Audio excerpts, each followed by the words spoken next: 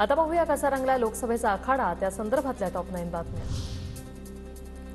शरद पवार उद्या स्नेहभोजनासाठी येतील, माझ्याबाबत जनताच काय ते ठरवेल, धैर्यशील मोहिते पाटलांची प्रतिक्रिया।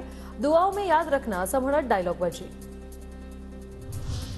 उद्या माढ्यासह सोलापूरच्या राजकारणाचं समीकरण बदलणार, मोहितेंच्या शिवरत्न बंगल्यावर शरद पवार, सुशीलकुमार शिंदे, विजयसिंह मोहिते एकत्र येणार। धैर्यशील मोहितेंचा उद्या शरद पवार गटात प्रवेश।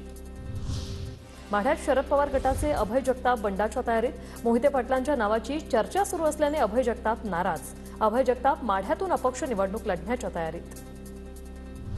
माढ्याचे मवियाचे संभाव्य उमेदवार धैर्यशील मोहिते पाटील यांच्या वाढदिवसानिमित्त समर्थकांची मोठी गर्दी। निवडणुकीत विजय आमचाच, धैर्यशील यांच्या पत्नी शीतलादेवी यांनी दिल्या शुभेच्छा। सातारा लोकसभेसाठी उदयनराजेंनी उमेदवारी अर्ज घेतला विकत, अद्याप उदयनराजेंच्या उमेदवारीची कोणतीही घोषणा नाही। उदयनराजे, शशिकांत शिंदेंसह 30 जणांनी घेतले अर्ज।